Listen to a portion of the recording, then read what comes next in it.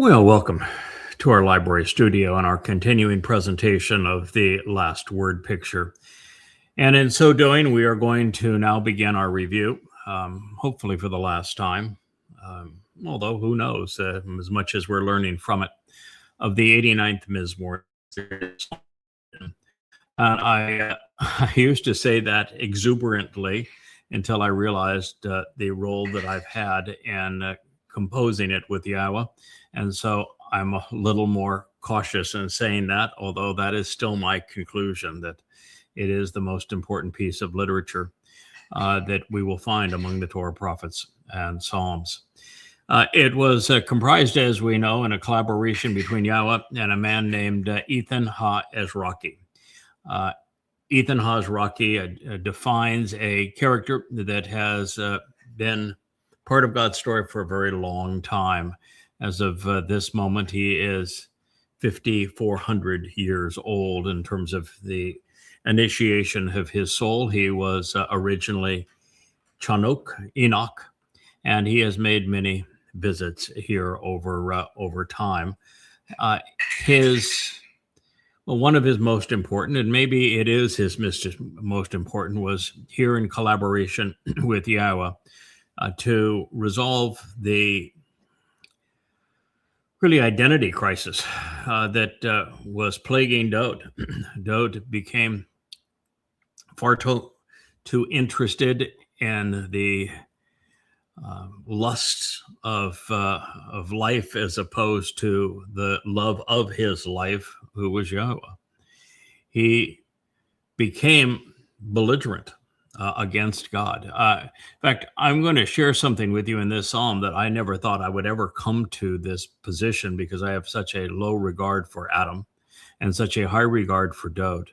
But as we consider how lethargic Dowd became when he was lounging around all day while his subjects were off fighting a war, and how he became a voyeur and an alcoholic, and then when given the chance to come clean and resolve these problems, doubled down and passed blame to God, took no responsibility for it. He reminds me a lot in this particular mode of Adam long ago. And so this was a real crisis of identity. It had to be resolved.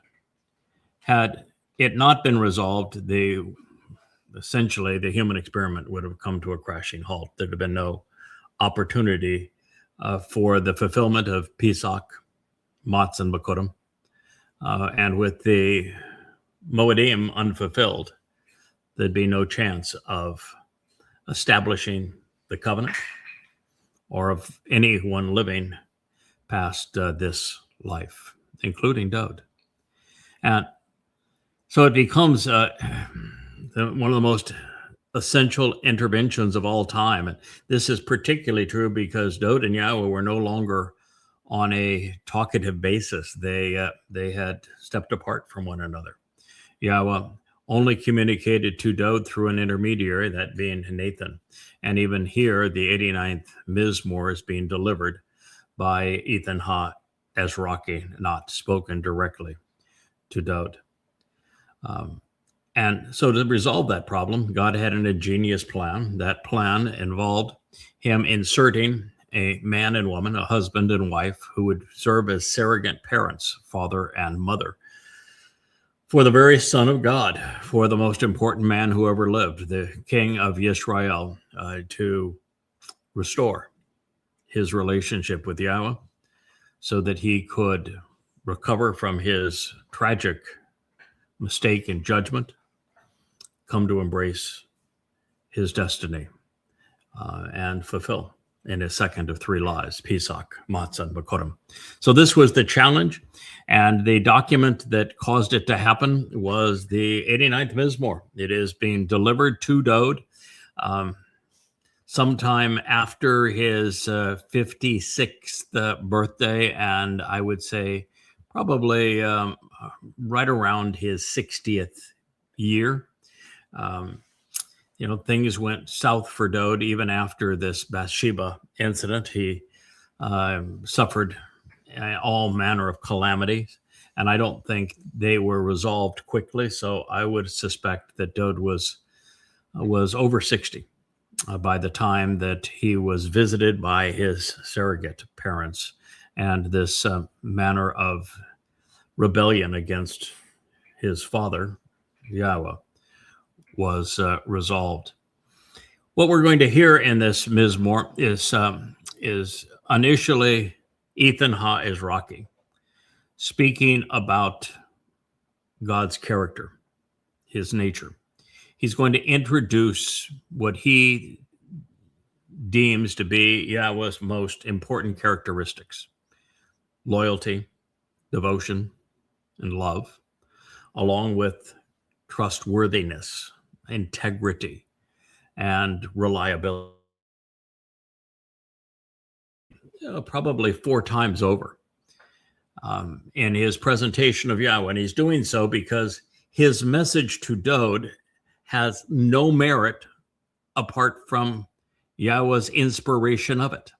It all hinges on who Yahweh is. Ethan is the delivery boy. He is, well, the delivery man. He's serving as Dode's father at this point. But he is conveying this message from Yahweh to his son. And the only way that it has credibility is to acknowledge Yahweh's credibility and devotion to his son, his steadfastness in this regard. In the early statements, we're going to find Ethan talk about himself and who he represents, so that Dode understands that the man speaking to him isn't one of his subjects. He is very close to Dode's equal. He has skin in the game. He is one who will suffer as Dode has suffered. He will fulfill the Moed Mikre. He will write as Dode has written. He will lead as Dode has led. He will be inspired as Dode was inspired. He is as close to Dode as anyone will or has ever been.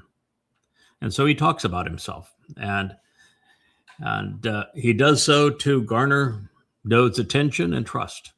For Dode to know he is not in this alone. In the earlier program in the Ocean Studio today, I hinted at something that even my wife came in just a few minutes ago and said, "What in the world were you talking about at the end of that show?"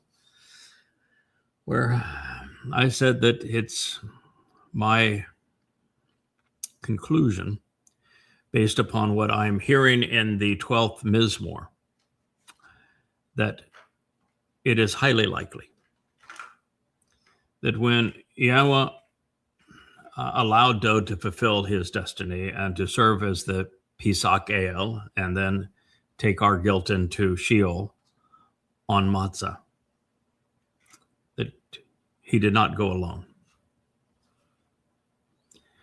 Once Yahweh brought Leah and I in, and this is Leah and I, to support Dode at this time in this way. We bonded with him as no one else in his life. We essentially became his mother and father. And there is no way in the world that we would have allowed him to go fulfill Pesach, Matzah, and Bikurim in his second of 3 lives alone. And so there is the high likelihood that we were there. And I did, in the break, in addition to continuing to translate and work upon the 89th Mizmor, I'm a little over, or not quite 2/3 finished with it. We're going to start here with the dedication in this program. So at least I'm ahead of where we are on this program. I did turn to the 22nd Mizmor. And I was right. I think we were there, but most certainly I was there to support Dode. And so with that in mind, I'd like to introduce this Marvelous song again. I've always considered it to be Dode's song. It was composed for him, but it's also composed for us. It is a song that completely destroys Christianity, Judaism, and Islam. And only someone who has spent the time that I have repudiating those religions, having written 13 books, each averaging about 750 pages, citing a comparison between God's testimony and the false prophet of Judaism, Islam, and Christianity, would be able to fully appreciate just how devastating this 89th Mizmor is to those religions. They don't survive it. This eviscerates them.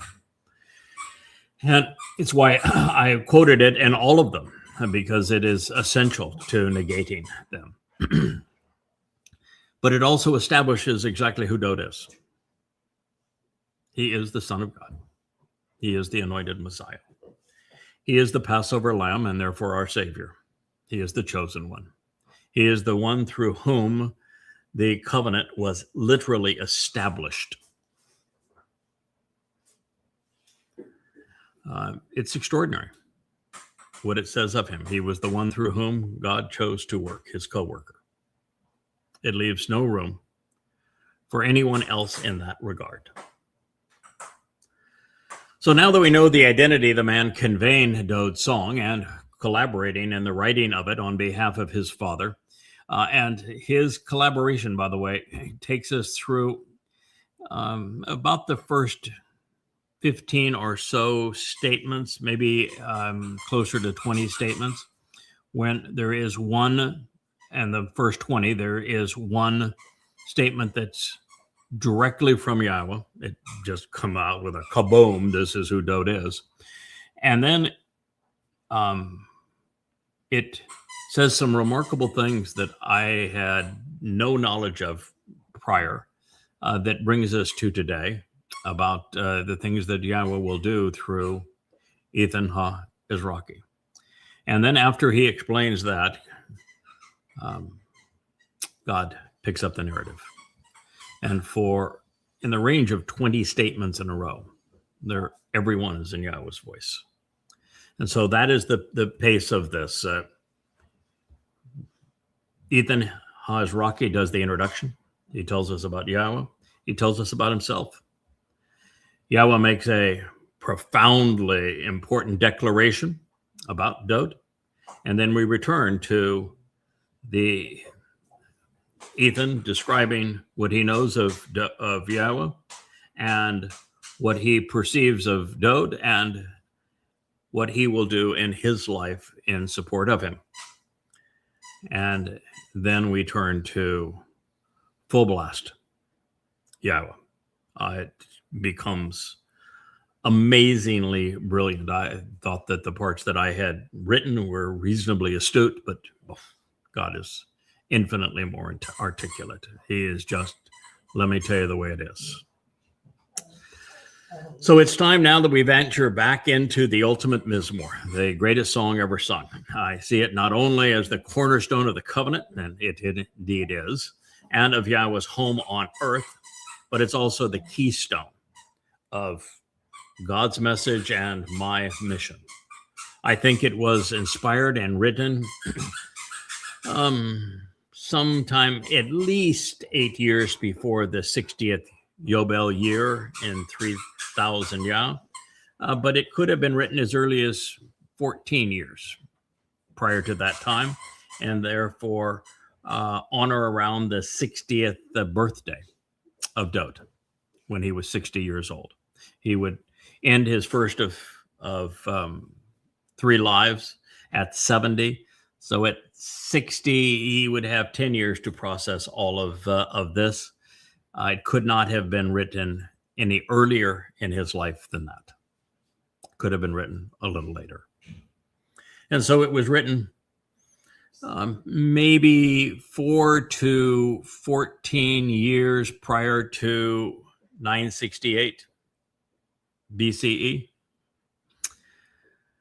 The 89th Psalm, I think, is the epitome of divine prose when Yahweh takes over the microphone, if you will, takes center stage. I do my best to introduce him. Once he takes over, it is kaboom. It is just magic. It's extraordinary. Literally the most important piece of literature ever written.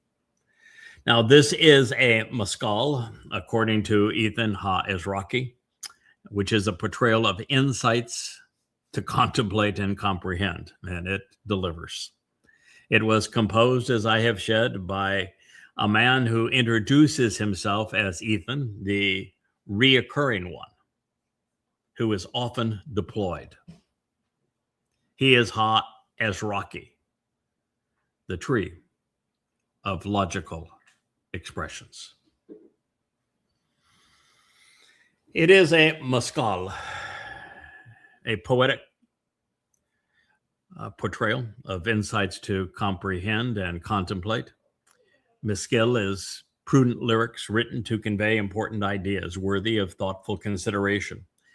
This word is a compound of ma, which is to ponder important questions regarding shakal, being circumspect, being sensible, gaining insights and prospering from them, paying attention to understand while learning to comprehend. This is a exercise between the ears. This is a thinking person's poem.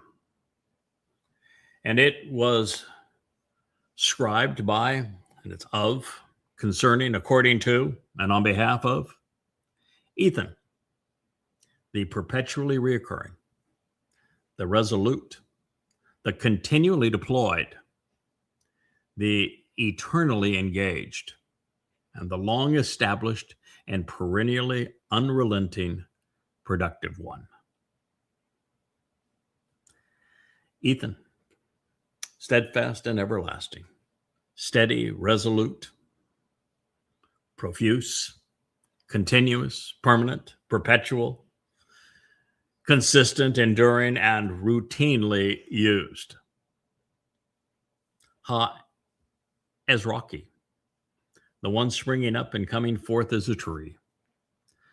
If you don't know that metaphor, he is the tree of knowledge. And he directs our attention to the tree of lives, who is Dode. So the one springing up and coming forth as a tree, prepared to shine on time with logical expressions on the sequence of events.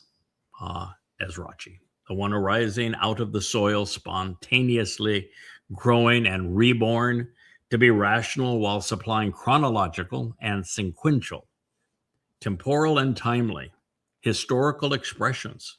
It is from Oz at that time, simultaneous with these events, Azar, mightily prepared and girded in strength, equipped as a strong arm, properly adorned and trained.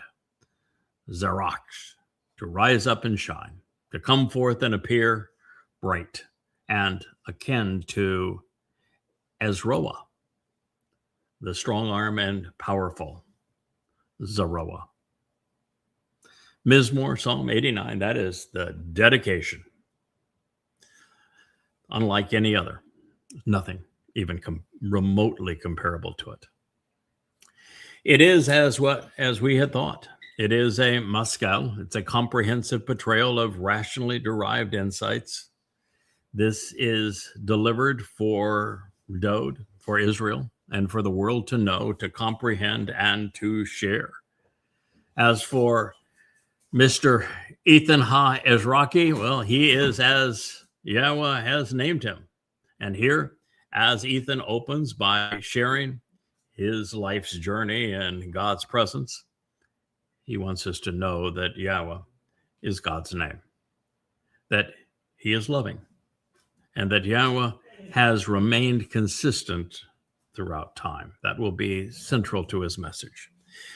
We are being renewed and reassured here that as God was in the garden, as he was with Noah, and as he was with Abraham, he is now with Dode and will forever be.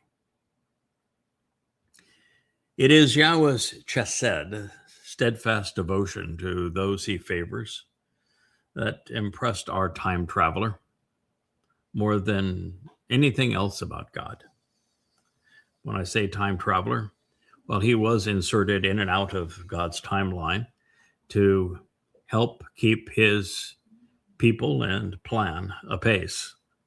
He only moves one way in time, never back. Anyway, he thinks that the chesed is essential to knowing God. He wants us to know that he will be singing about Yahweh forevermore as Yada, such that everyone is aware that our God is Emunah, trustworthy and reliable. And this means that he isn't capricious, thereby negating all of the so-called Abrahamic religions, which are predicated on change. We have Perry just arrived for a visit, and he is being assaulted by Asher, who is treating him like he is somebody that she has known for a century, her best friend ever.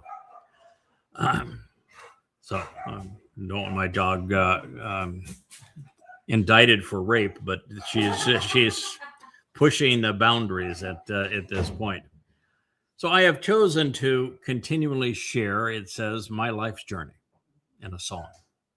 Share. Remember when a couple of programs ago, and we were reading how Shir was associated with Ethan Ha-Izraki? I said, remember that word. It's going to come up in the first statement, opening statement, if you will, in the Miskal, in this 89th Mizmor.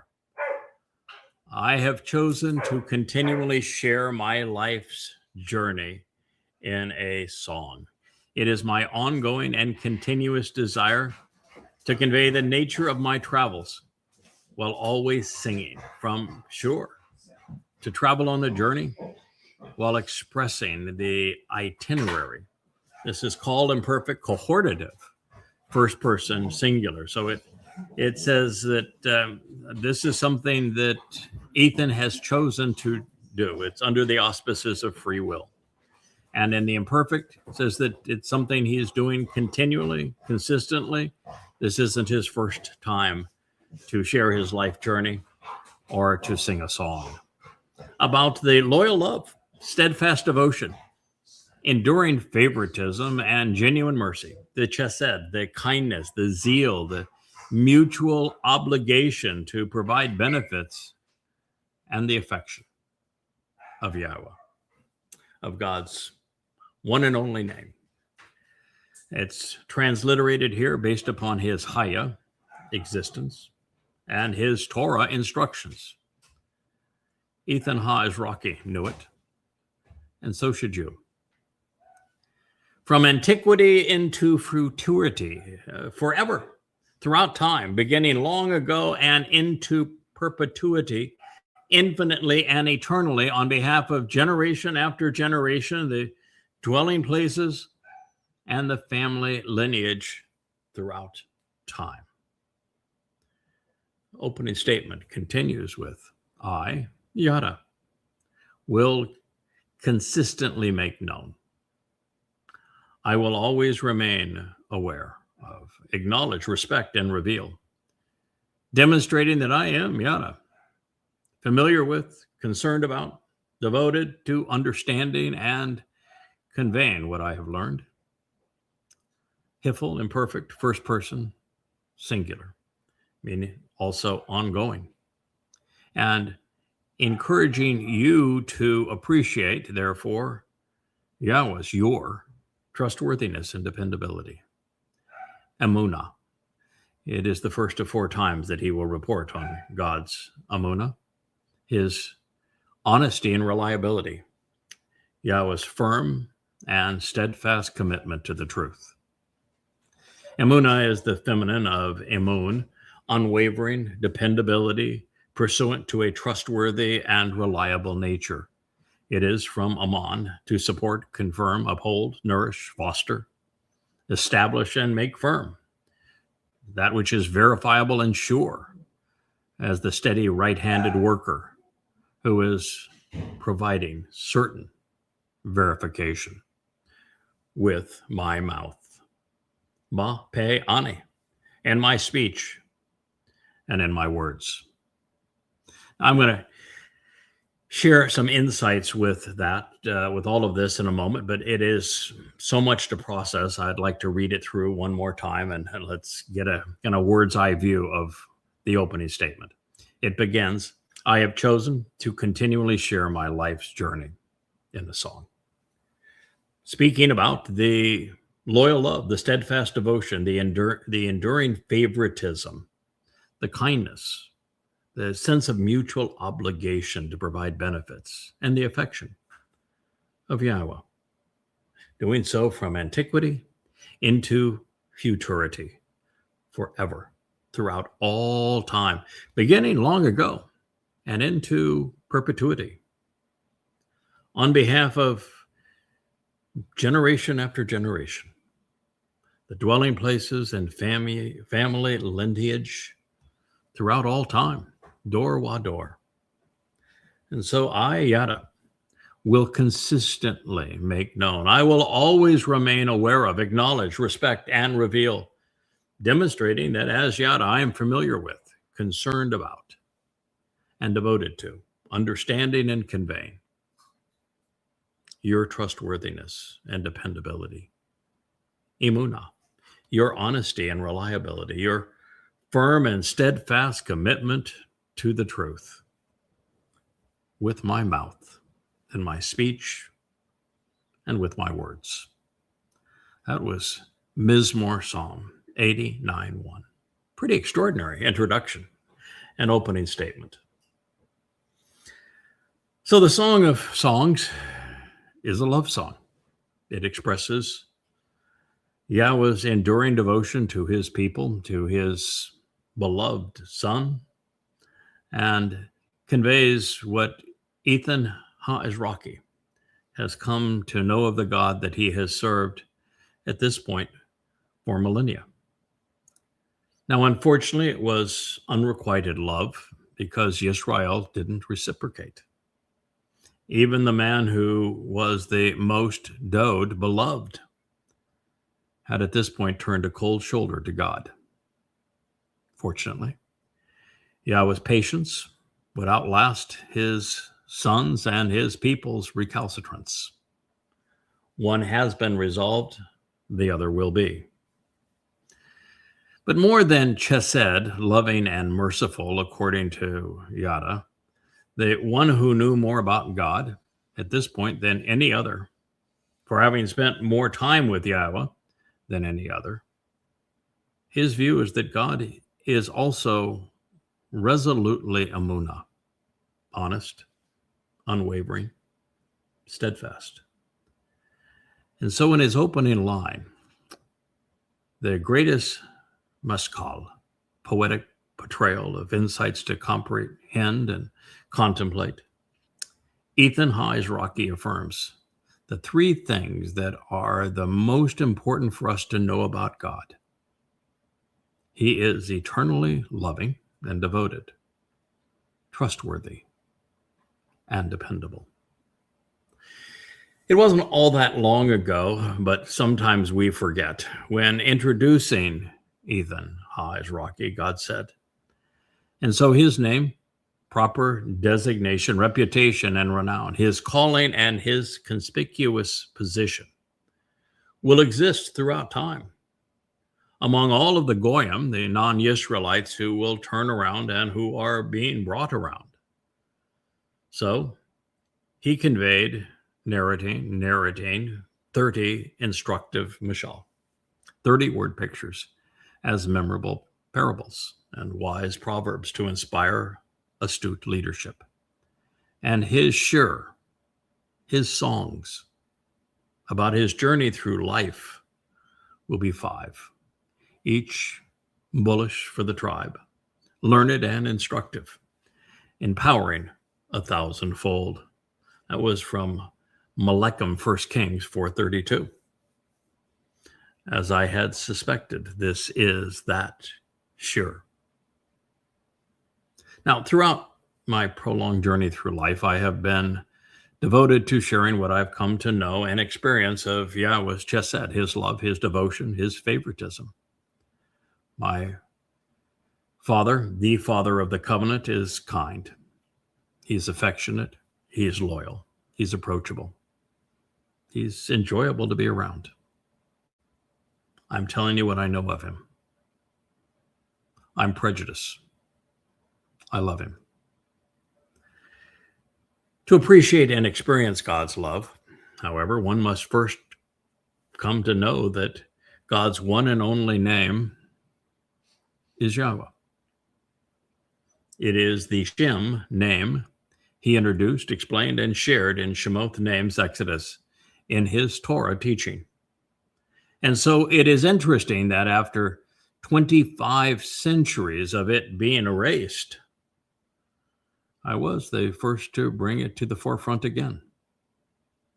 And not only did I return Yahweh's name to where it had been wrongly removed by the religious, I systematically demonstrated its proper pronunciation in the opening volume of An Introduction to God.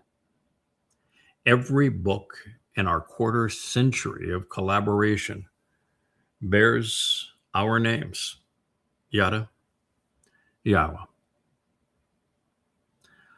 Olam is ideally suited for Ethan Ha-Ezraki because his mission doesn't just address the future. Its primary meaning of Olam actually speaks of the distant past, providing a continuum throughout time. Olam is from antiquity into futurity. It is from Chanok in the beginning to Ethan at the midpoint, continuing on to Yada, the Nakar, Choder, and Adama Paran, the end. It is a continuum. The realization of this maskil, comprehensive portrayal of sensible insights is for Dor Wador, generation to generation. It means that it is for all people, all places throughout time. Written a millennium before the Talmud and the New Testament, it negates both while affirming Yahweh's love and his reliability. Now, while Yahweh wasn't scribed in the infinitive or in the participle in this case, it was written in the imperfect.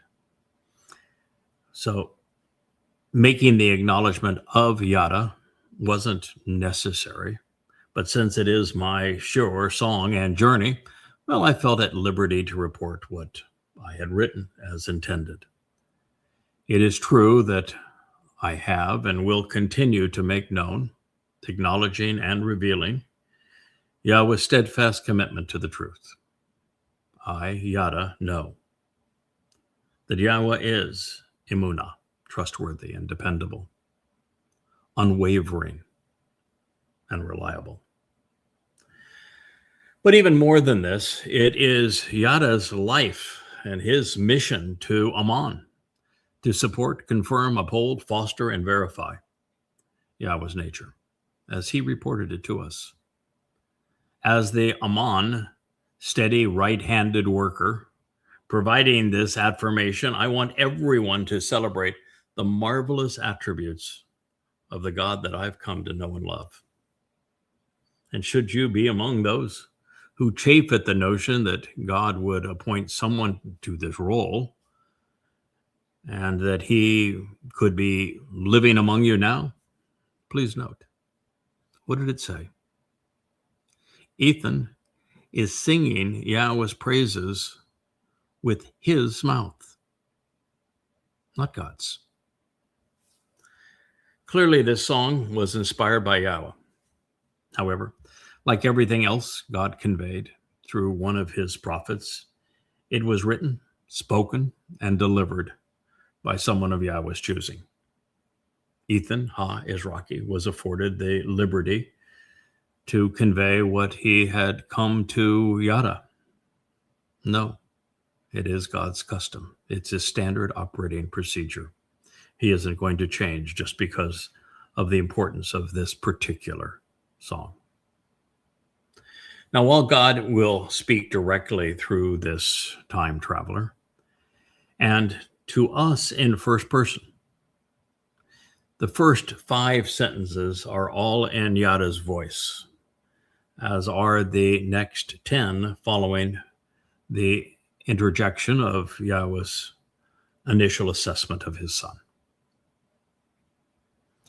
And in this regard, I'd like to let you in on a seldom considered secret that can be witnessed in this narrative.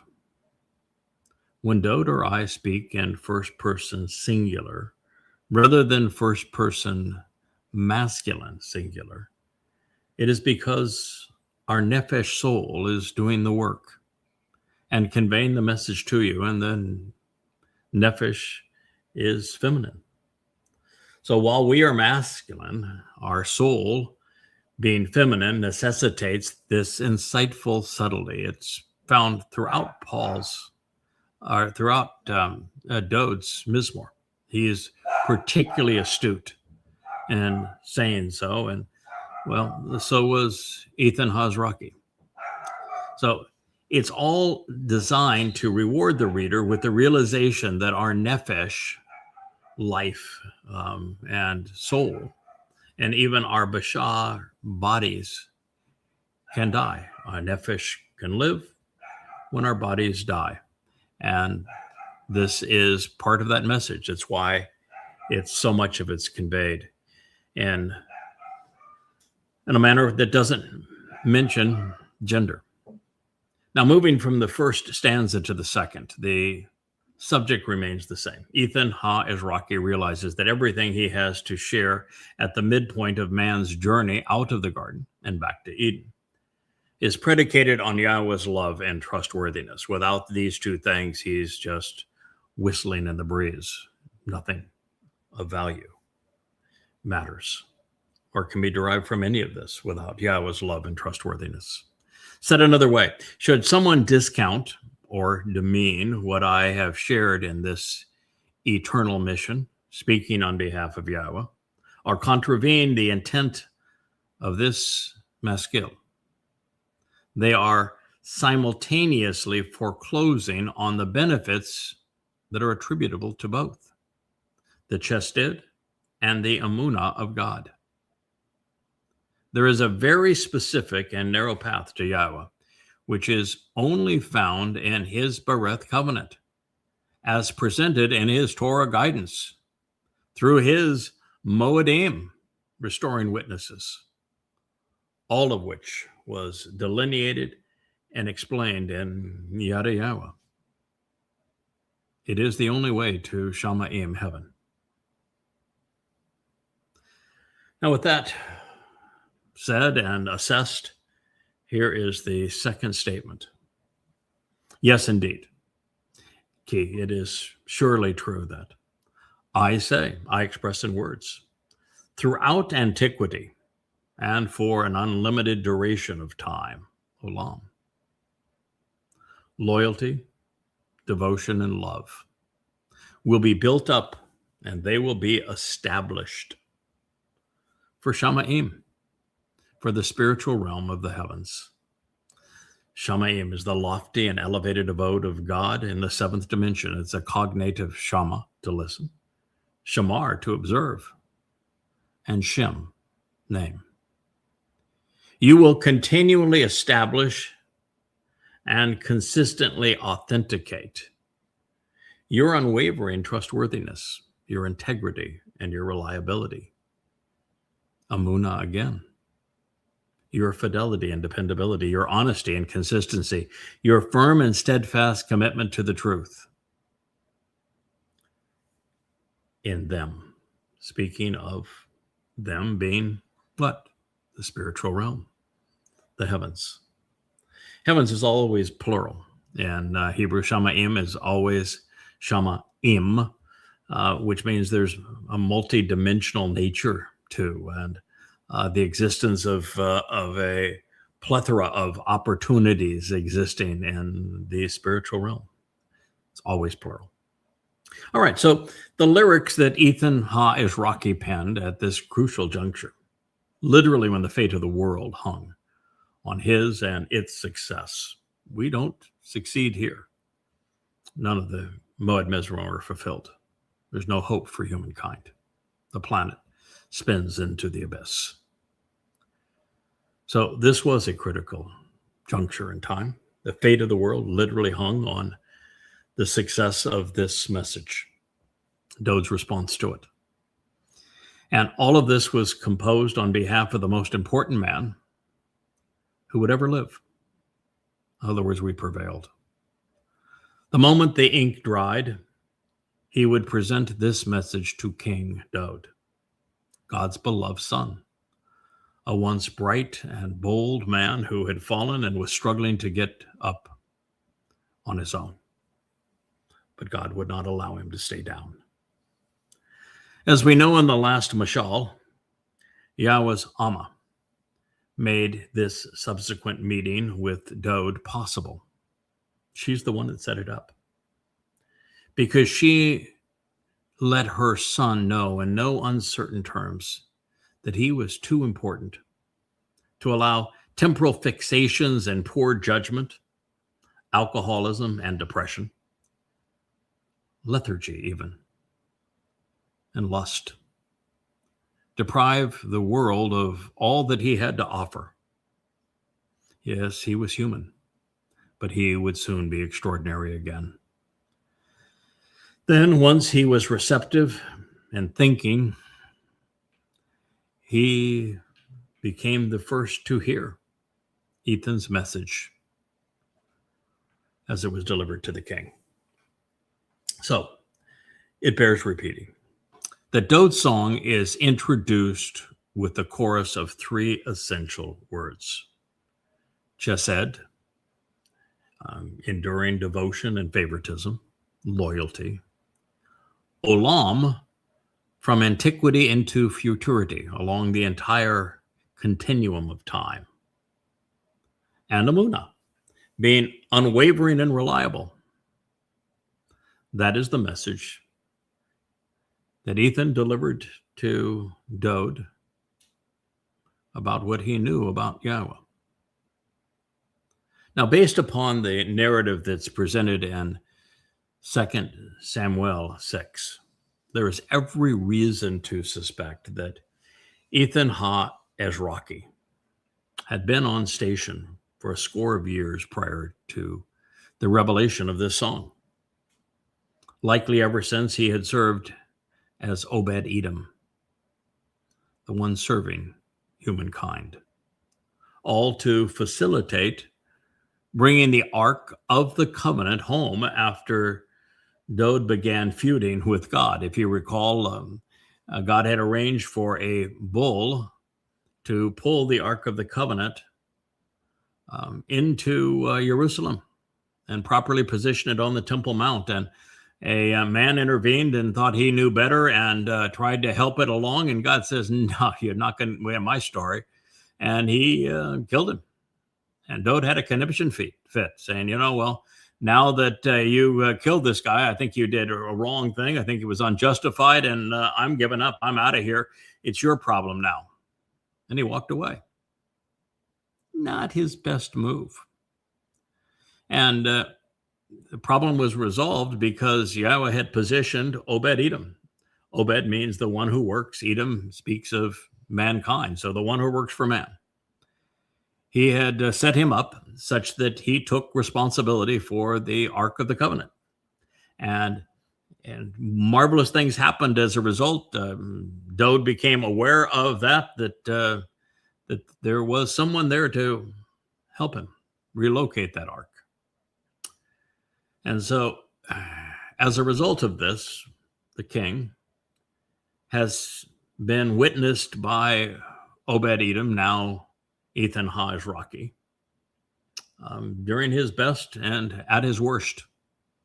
And he knows that it is essential to anchor these attestations of restoration upon the very certainty of Yahweh's integrity and devotion. Dowd had, for a time, forfeited both. Yahweh had not. And this is the way that Ethan reintroduced God to his son. Therefore, Ethan, noted for his prolific wisdom and for his pen, as we have read, introduced his lead witness by telling us that Yahweh, as God, is the most credible claimant in the universe. Yes, this is a court, and the presentation here is that you've got the attorney on behalf of God calling his chief witness, God himself. And he is the most credible witness in the universe. And as a result, we accept what follows for our benefit. We discount it at our peril. And as it was with Dowd, so it is with us. Now, according to Yahweh, those who reject his robust appraisal of King Dowd will die. Worse, those who steal what God said about his son to transfer the king's acclaim to a religious myth rather than that being Jesus, or to promote the inception of Judaism with Rabbi Akiba's Bar Kokhba, son of a star, that you need to know that the religious promoting such counterfeit messiahs are going to engender God's wrath. There has never been, nor will there ever be, a more adroit condemnation of Christianity or Judaism than is on display in the 89th Psalm. It provides a lethal blow to both of them. Ethan, the continuously deployed hierarchy source of logical expressions, with Yahweh's inspiration and enormous personal contribution as well, composed this Meskel, portrait of insights to contemplate and comprehend, to save the world. By restoring the confidence and conviction of the man who would open the door to Shamayim by fulfilling Pesach, Matzah, and Bakurim, we're given access to Yahweh's enduring love and devotion. He was doing so door wa door for everyone, everywhere, forevermore. Yes, I ought to know this to be Amunah, trustworthy and true. Olam, from that moment to this and into forevermore. Well, this is Yahweh's message. Ethan was delivering it. And while serving as God's delivery boy that's a pretty nice gig with some handsome benefits, my contributions are fairly minimal, certainly by comparison. You'll notice as we move through this mashal and we transition from me introducing the star witness, if you will, as Yahweh, and speaking of his credentials, to the time that Yahweh speaks for himself, he takes it up several notches. Yahweh is really on his game. It's just amazing how brilliant Yahweh is in what he has to say. You'll notice a real difference between my voice and his. Do my best, but he does better. And, well, that's, I think, a key part of the concept here. In comparison to God, because he is the inspiration behind it, we are simply conveyors of the message, but God doesn't work in a way to dictate anything. He wants us to add our own thoughts, our own perspectives. I think it makes the message more reachable, more appealing, something that is more relatable. When we do as Moshe did throughout Devarim, he took what God shared with him, contemplated it, came to understand it, and shared what he thought it meant to the lives of the people listening to him and to our lives today. That is Ethan's job in the introduction of this marvelous 89th Mizmor. Therefore, to challenge this message is to contend with the Almighty. He inspired it. He enabled it. To refute it or to reassign it is actually to earn an express ticket to Sheol, to hell. So fair warning. As best as I can tell, I have been doing this job for a very long time, beginning around 600 years after our expulsion from Eden. So beginning around 5,400 years ago. I don't think I look too bad for someone 5,400 years old, but what the heck. I was, according to the introductions, a son of Adam, man of the earth, by way of Sheth, stationed and appointed to perform as Enosh, a human being. Kenan, jealously, zealously, Mahalal, reflecting the light of God. During Yered, the descent, terrible time. Under the moniker of Chanukh, the one who is prepared, dedicated, and deployed. Thereafter, approaching year 1000 Yah, God removed my soul, keeping me with him until redeploying me as Midot in support of Moshe in circa 1447 BCE. Then for this occasion in 1000 BCE, I was initially inserted to assist in the relocation of the Ark of the Covenant to Jerusalem. I needed the practice, I suppose. I'll try to do a good job here in anywhere from 4 to 7 years' time. And I did this as Dode approached his 40th birthday and delivered this message 20 years thereafter. Now, having witnessed his gradual and then precipitous decline, I was commissioned to intervene sometimes after Shalomo was born and at the conclusion of the Absalom rebellion. This Dode song is in collaboration, of course, with Yahweh, and it's the crowning achievement of my lives up to this point. And in fact, without it, there would be no purpose to my life now or yours. We have a lot riding on this. I don't know your proclivity pursuant to my role or to me, but in this case, you want to be rooting for what I'm doing here. Should I not prevail, there's no opportunity for us to ever leave this blue marble spinning in the darkness of space alive. So right on cue, following this affirming introduction, Yahweh speaks directly to us for the first time.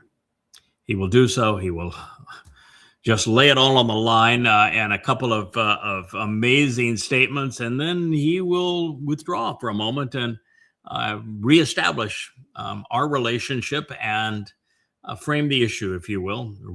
Let me reaffirm his credentials, and then we go to all Yah all the time. So, God begins in this statement, his opening statement in this Mizmor, obliterating religion on behalf of the relationship he desires. The Bereth covenant is the centerpiece of the Torah, and Dode is the cornerstone upon which it is established.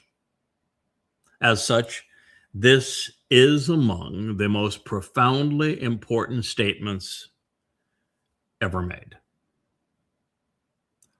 God himself said, I have established cutting through separation, karat. I have created making a resolution by cutting off, as is in the case with circumcision, the sign of the covenant, a solemn agreement between parties with stipulations, responsibilities, and benefits. The Bereth Covenant for the family. The family-oriented relationship agreement, which brings individuals together with action, commitment, and engagement, all in accordance with the stipulations required of both parties to the agreement. It is from Be'eth, family, home, and household. Doing so through my Bechir, my chosen one, my individual, this individual that I have chosen to do as I want, a person I have personally decided upon, the one I prefer, that I selected, under the auspices of free will, for he is the one I favor most of all, for a special relationship and great affection. It's from the Hebrew word bashar, and it means to choose and decide, and makan, to test, to examine, and to scrutinize. It is not the first time we will see this verb. And it's important that you know that it doesn't just mean to choose. It says that Dod is not only the chosen one, but that he was tested, he was examined, and he was scrutinized by God and was able to prove himself worthy. I have sworn an oath, God says, and I will affirm this promise 7 times over. Shabbat to Dod. Ebed Ani, my authorized agent and co-worker, who serves with me, my colleague. That's Mizmor Psalm 89:3. Profound, unequivocal. So now that God has made this announcement, for those who are rational, the counterfeit hoax of Christianity, its New Testament, and their man God Jesus, it's over. There is only one covenant, not two, negating the New Testament. It was established with King Dod, not Jesus Christ, rendering the Christian God nothing more than a cheap counterfeit. And the chosen one, he's Dod. The prophetic promise is undeniably directed towards the former and returning king of Yisrael, rather than to a figment of Paul's perverted imagination. Context is always king, and in context, Yahweh has very clearly stated that that is his name. He works with and he communicates through men. Dod is just the foremost among them. What he inspires from heaven, it never changes. His Torah and Nabiim are inalterable, making him and them trustworthy and reliable. And with these affirmations, Yahweh nullified Jesus and the New Testament, the rabbinical Hashim and the Talmud, because they need God to be capricious. In these statements, two from Ethan Ha-Izraki and another directly from Yahweh, their collaboration reversed the damage the king had done to his standing with God. They closed the door on the justifications for Christianity and Judaism and their false messiahs, and reacquainted Dod with his purpose in life. Working together, they established the foundation upon which these books, Yada Yahweh, would be written. And to think, 55 statements remain, all of which will burnish Dod's sterling resume and reaffirm Yahweh's standing as our God. So, With tongue in cheek, I say, scoot over a smidge, Yashaya, so that maybe I can settle down next to you. This Ethan, his rocky fellow, has a way with words too. Sure, he's 2,400 years old at this point, so he's had some practice, and he's been in and out of heaven twice already, giving him a head start. But nonetheless, for his first go at prophecy, it's a reasonably impressive opening salvo. All right. Back to the task at hand, and before I bruise my hand, gratuitously patting myself on the back, according to God, and he is in the best position to know, a line has been drawn in the sands of time. A person can accept Dode as the individual with whom Yahweh chose to work alongside to establish his covenant family, or, well, they will die apart from him and it.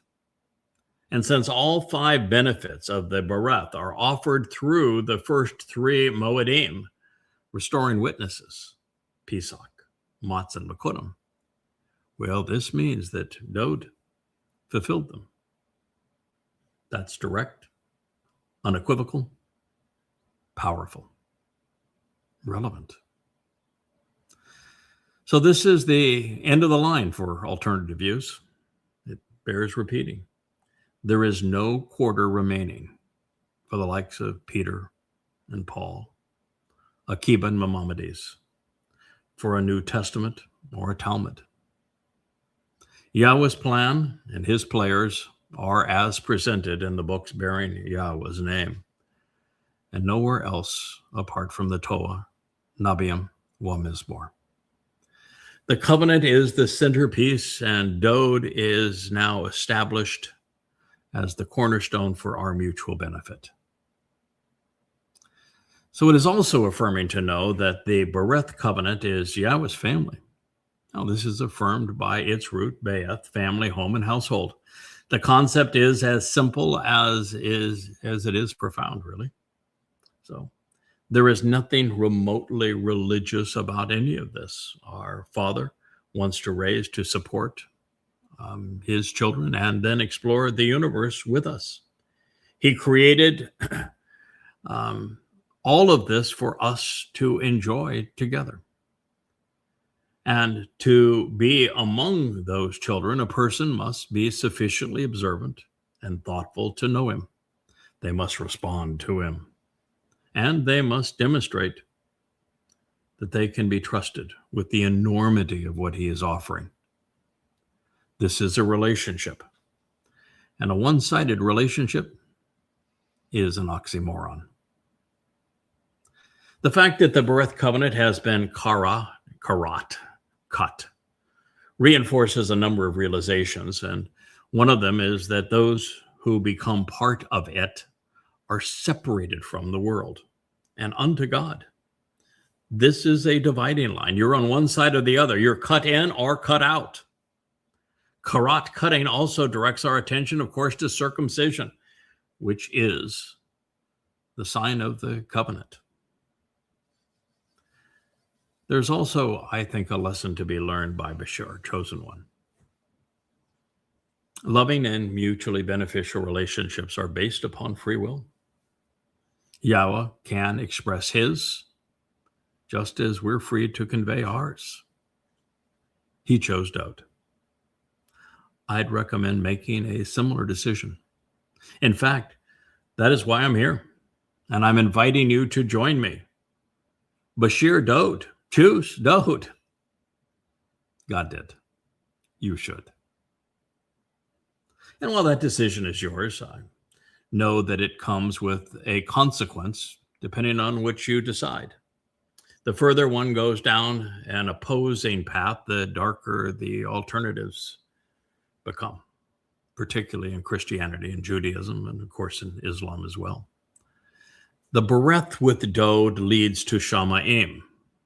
None of the alternatives do.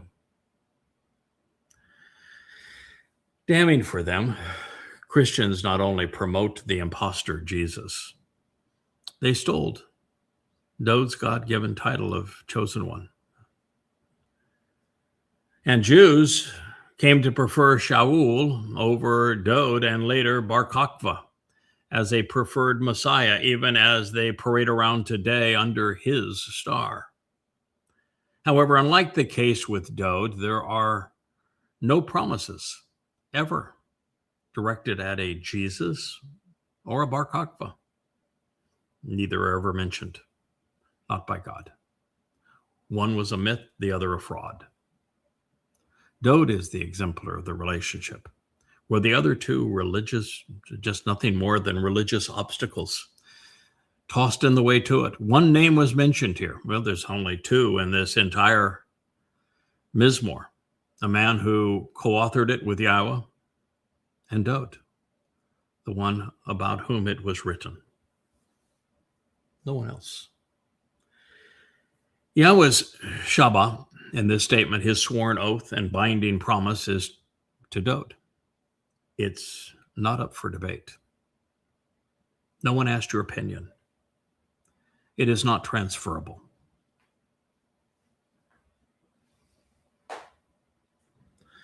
God is on record stating that his Torah guidance, that throughout it, that he would speak and act through men of his choosing. Dod is simply foremost among us. Should you want to know what Yahweh revealed regarding his will, his purpose, well, you need to pay attention to what Yahweh said and did through Dod. If you want to benefit from what they achieved on behalf of the Bereth, well, you need to know how they fulfilled the Moedim, which enable those benefits. By using Ebed Ani, my coworker, well, God is on record stating that he promised to do something exceptional with Dod, which we have discerned to be fulfilling the spring Mikra, invitations to be called out and meet. By announcing his binding oath, Yahweh is confirming that everything he has and will say regarding Dod is true, including what follows, affirming that Dod is the Messiah and the Son of God. It means that when our King fulfilled Pesach and Matzah, delivering the benefits of Bikurim, he was working with Yahweh. It also suggests that there is a direct connection between Dod, the Bereth covenant family, the Moedim, the restoring witnesses, and Yahweh's Torah teaching. They're interwoven. One doesn't exist without the other. And as an interesting aside, Ebed, worker, was scribed identically in the Hebrew text to Obed. Did you know that? As in Obed Edom. Further, Edom is from Adam, and Adam means bloody red man. Therefore, Obed Edom is the man responsible for assisting Dod, the man, when bringing the Ark of the Covenant to Jerusalem. And he is aptly named, working for the man, serving mankind. Sometimes it's more important that we know what the names mean than just knowing how to pronounce them. The man Obed Edom, now as Ethan Ha-Ezraki, just a different description of the same individual, was devoted to serving Dod, the beloved chosen one, Yahweh's co-worker. Dod, by the way, is spelled and pronounced as I have shared it with you. The three letters in Paleo-Hebrew were drawn as a Daleth, which forms a doorway to a home, and with a Wah in between them, which is a tent peg, securing and enlarging the tabernacle. So in a name, Dod opens the doors to God's heavenly home, as well as to life. Should you wish to argue against the message Yahweh and I are sharing with you, that is your option. Billions of Christians and millions of Jews have done so. However, it will cost all of them their soul. So after affirming, 1, a Maskal is a prophetic and poetic portrayal of insights to contemplate and comprehend. 2, this Maskil was composed by Ethan, the perpetually reoccurring, the resolute one who is continuously deployed and eternally engaged. 3, Ha-Izraki is described as springing up and coming forth as a tree, prepared to shine on time with logical expressions on the sequence of events.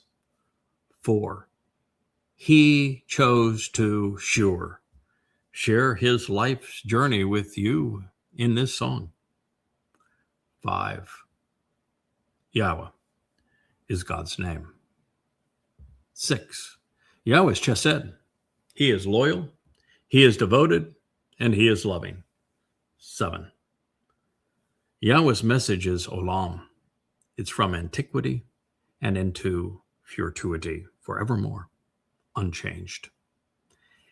8, Yahweh is addressing every door, generation, place, and time. 9, Yada knows Yahweh. Yada, Yahweh.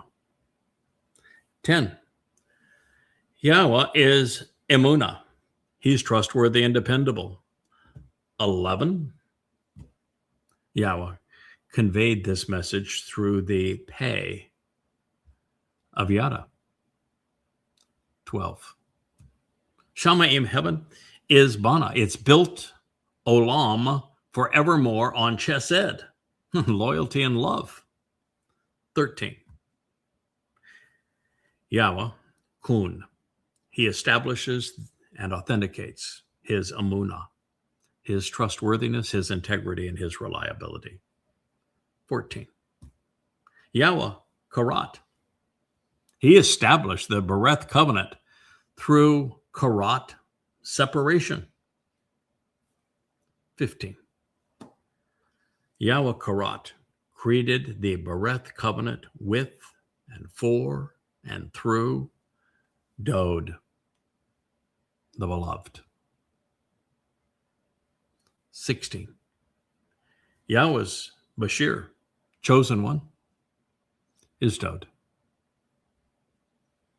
17, Yahweh's Ebed, co-worker, is Dod. 18, Yahweh's Shaba, promised one, is Dod. And this enormity of vital information and affirmations is based upon the introduction and the initial 3 statements in this, the 89th Mizmor. And God continued speaking to us through Ethan Ha-Izraki, adding the following informations in the 4th statement. 19 is that it is through the the restoring witness, that Yahweh Olam, eternally Kun, establishes what is called Dod, seed, his offspring, what he has sown, Zerah. 20, therefore, the Zerah offspring of the Bereth covenant comprise Dod's family. 21, the Zerah seeds that Dod, Zerah, sowed make the covenant possible. 22, Yahweh Bana built Dod's Keseh throne. 23, the Keseh, this seat of honor, will remain everywhere and forever throughout all Dor generations. And 24, it is time we Shalah pause and ponder the implications. And this is the basis for the last of those conclusions. God said, forevermore, as an eternal witness to the restoring testimony, Ad Olam, I will prepare and establish. I will appoint, equip, develop, support, and sustain your offspring and that which you sow. Zerah Atah. In addition, I have constructed for your throne and your seat of honor, your authority, on behalf of all generations, generation to generation, for dwelling places and family lineage throughout time. Shalom. Pause now and contemplate those implications. I will make a bigger deal of this later, but I do want to bring this to your attention. And we are nearing the end of this program, so we'll conclude with this statement from God. Keshe, always just simply translated as throne.